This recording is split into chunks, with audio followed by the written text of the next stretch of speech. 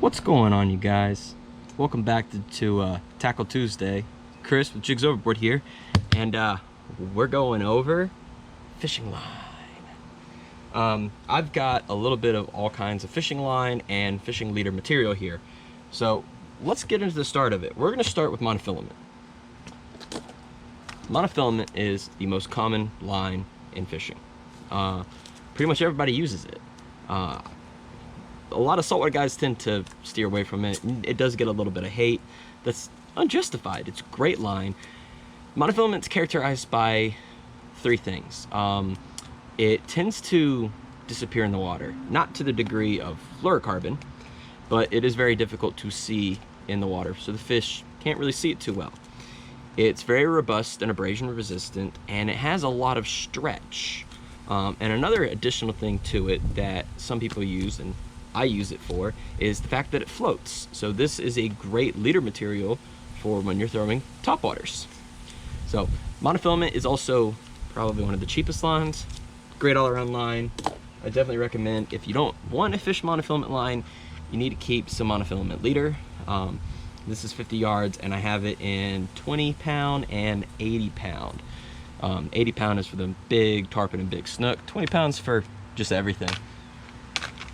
After that, we're going to jump into fluorocarbon, since I mentioned them. Now, fluorocarbon's claim to fame is, like monofilament, it's very abrasion resistant. However, it's not mono abrasion resistant. It's nowhere near as, well, it's pretty near, but it's not as resistant to abrasion as a monofilament leader is. But fluorocarbon really does disappear in the water. I forget the actual science numbers to it, but this stuff is pretty much invisible, which is why 9 times out of 10 I'm tying it on my braided line for when I'm fishing, because it just helps it disappear. And it is the only type of line that I do main spool some of my rods and reels.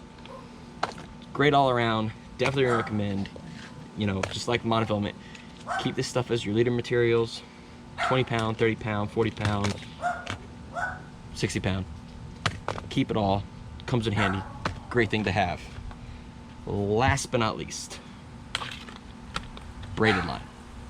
This stuff is king in saltwater. It's thin. There's no stretch.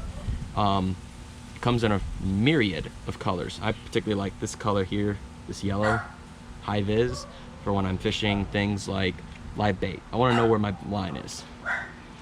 Now, downsides. Braid is not abrasion resistant. It's why you really should couple braided line with a leader, such as fluorocarbon or monofilament. But braided line is more powerful than both of these, because its thinner diameter allows you to spool up more of it in heavier weights, such as 100 pound, which I have this, but I don't currently have it spooled up. This is a little bit too much, and it is actually, even though it is braided, it's still pretty thick. But we have things like 8 pound line, and pretty much you just fill a rod with that. 10 pound, I typically, for saltwater use, I really don't spool my spinning setups with more than 15.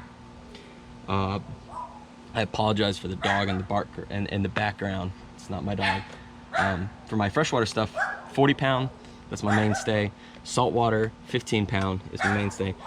Great setups, great line, and that is it for this Tackle Tuesday. Until next time, I'll catch you guys overboard.